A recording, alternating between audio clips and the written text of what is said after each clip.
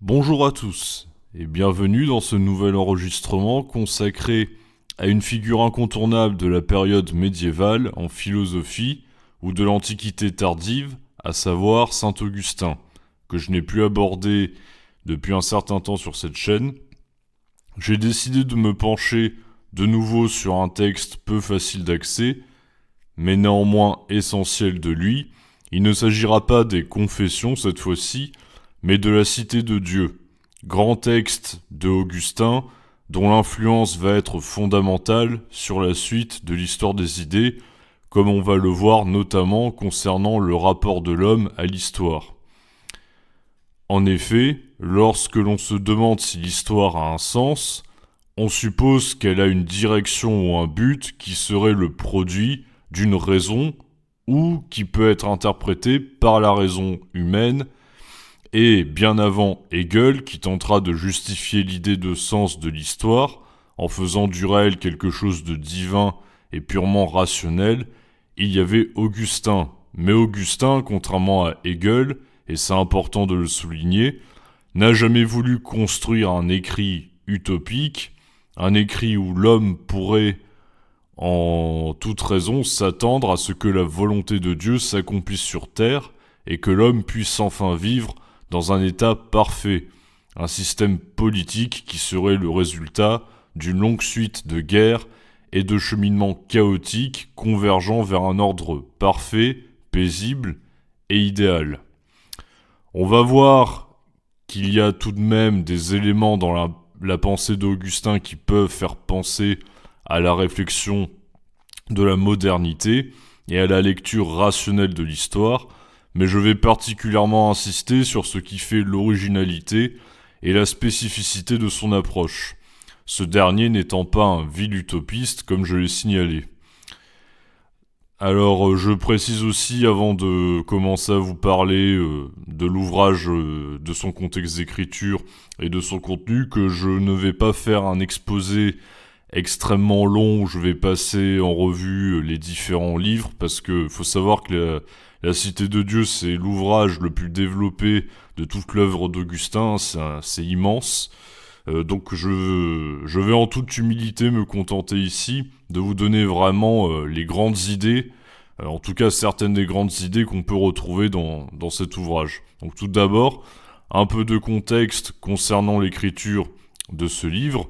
Augustin en a terminé la rédaction en 426, et bien qu'il avait comme projet d'y développer une vraie théorie sur la politique et sur l'histoire, un contexte historique bien particulier va jouer un rôle déterminant dans sa rédaction.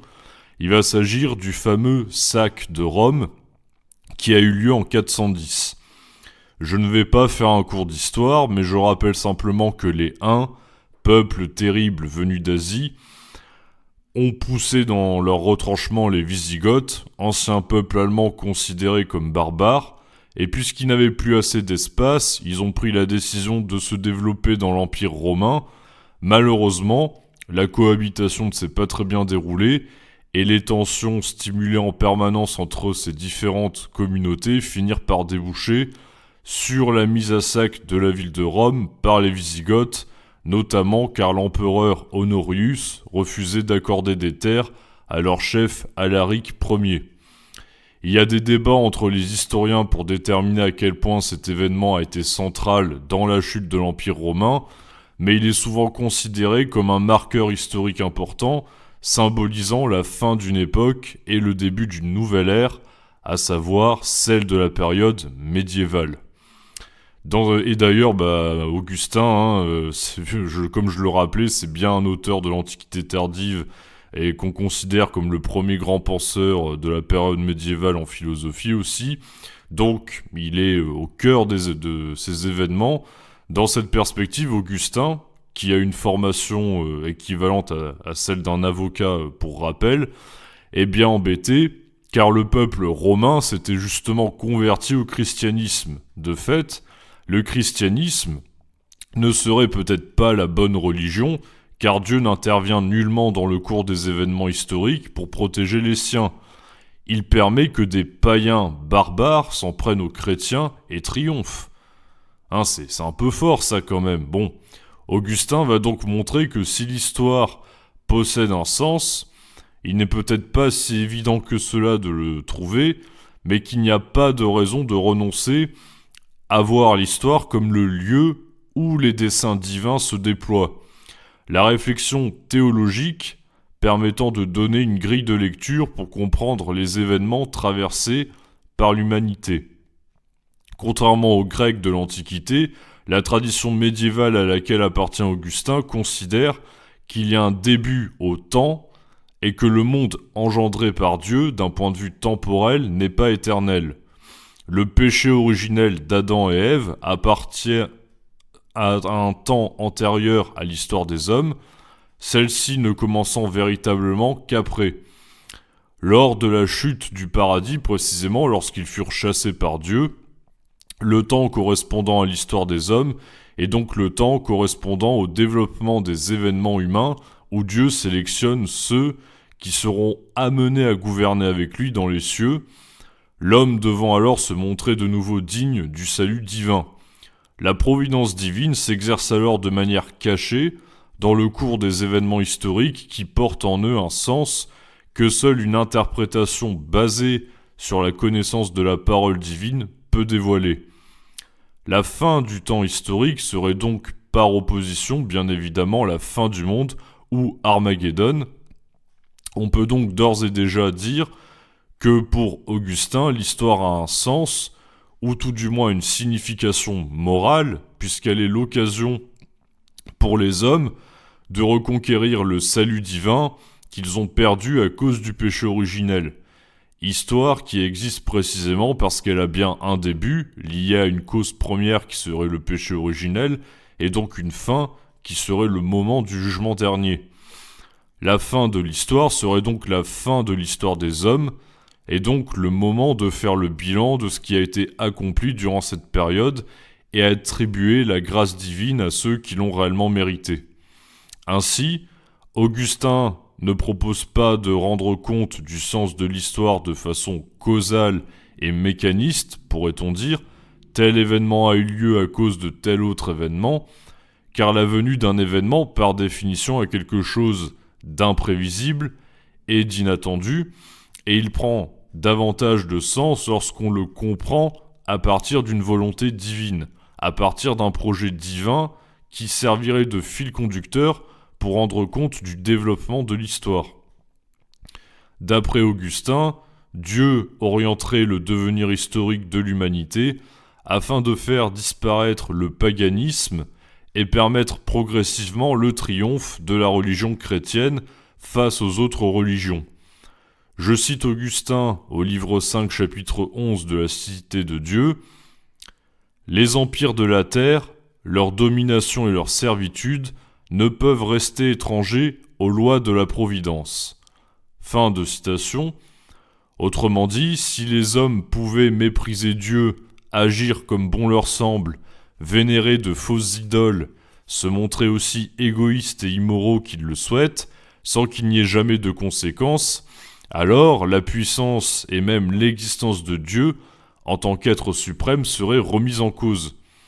Il est donc nécessaire, selon Augustin, d'envisager que Dieu agence les événements historiques de façon profitable à l'avènement du christianisme.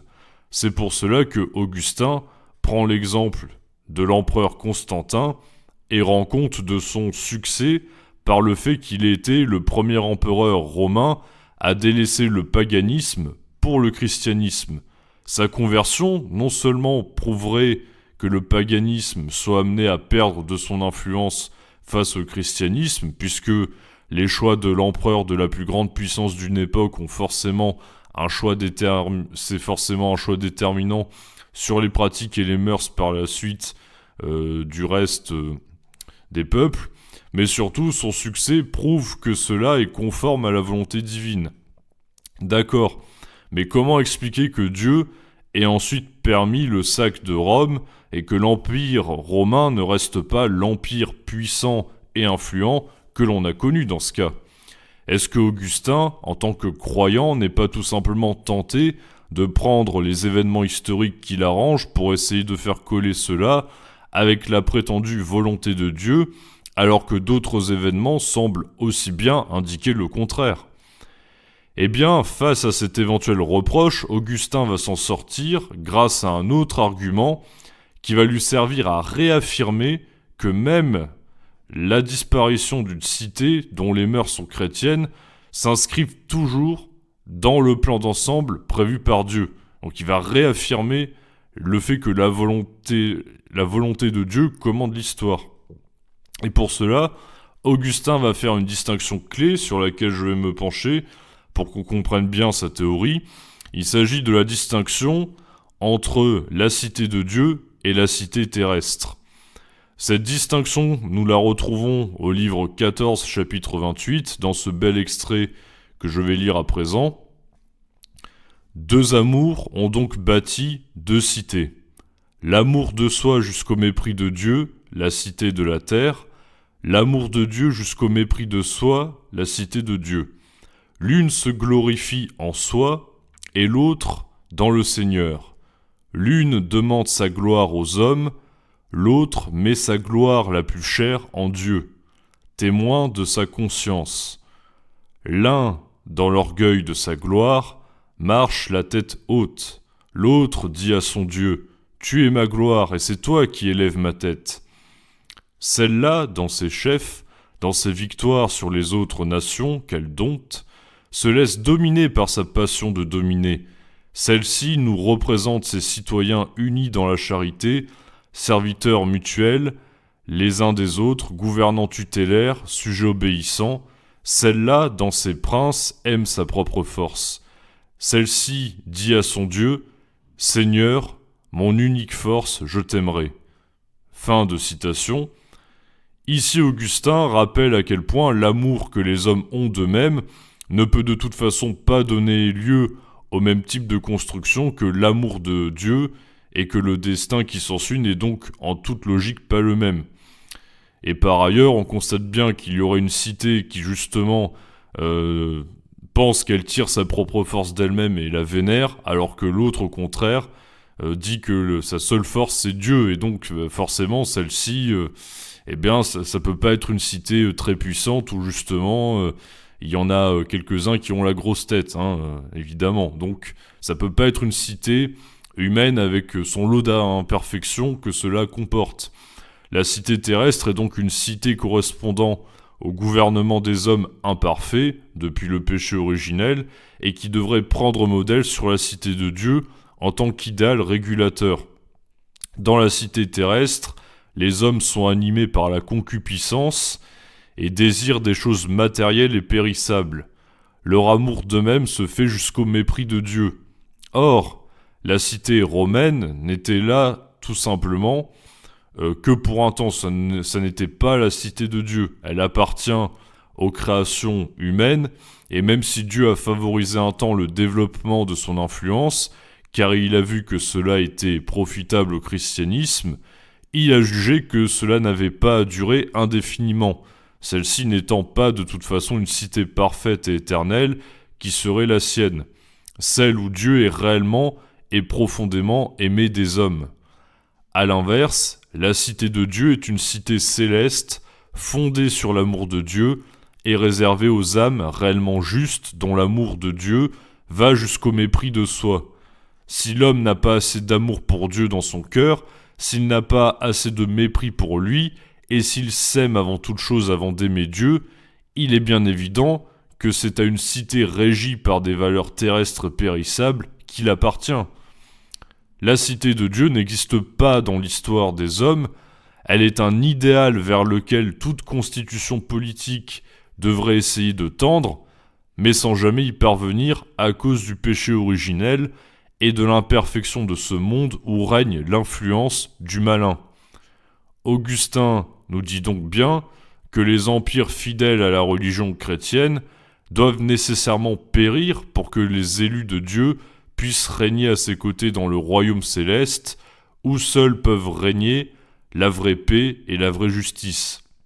En effet, ce n'est pas parce que la providence doit profiter à ceux qui servent Dieu qu'elle doit le faire éternellement, sinon cette cité serait déjà un paradis terrestre, Elle serait le fantasme que Hegel aura plus tard et qu'il projettera sur sa propre réalité historique lorsque l'État prussien sera particulièrement puissant et prospère au XIXe siècle. Mais Augustin jamais n'oserait affirmer que l'histoire a une fin qui serait antérieure à l'Armageddon. Seule la volonté divine, lors du jugement dernier, doit permettre de cesser à toutes les cités, afin que la cité terrestre disparaisse pour laisser enfin place à la cité où Dieu régnera en compagnie des saints et des hommes qui l'ont suffisamment aimé lors du déroulement de l'histoire humaine. Si l'histoire rend donc inéluctable la chute des hommes et l'apparition de la cité céleste à la suite de l'Armageddon, elle n'est pas, pour autant, le lieu de la réalisation sur terre de la cité de Dieu, car les hommes règnent selon la chair et le mépris de Dieu. Ils n'en sont donc pas dignes. La fin du monde, et donc de l'histoire, ne peut toutefois pas être prédite du fait que l'homme soit une créature limitée, à l'inverse de Dieu.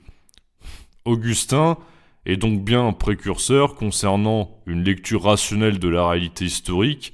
C'est l'aboutissement du projet divin, la cité de Dieu, qui permet de rendre compte de la nature des événements présents. Néanmoins, le sens des événements est à interpréter soit comme une récompense providentielle d'une allégeance à la religion chrétienne, soit comme la nécessité d'une disparition en l'attente d'une cité davantage proche de la cité céleste comme idéal régulateur. La cité de Dieu est donc un idéal par définition, et un idéal n'est pas fait pour être réel, si par réel on entend ce qui relève de la réalité humaine. Ce qu'il faut retenir, en prenant du recul par rapport à ce que dit Augustin maintenant, c'est que l'histoire peut s'interpréter dans son sens à partir d'un même but qui serait lié à la providence divine, mais que si l'on adopte celle-ci comme clé de lecture, il faut bien évidemment garder en tête la dimension périssable et imparfaite de la réalité matérielle dans laquelle se déroulent les actions humaines qui sont le propre de notre histoire.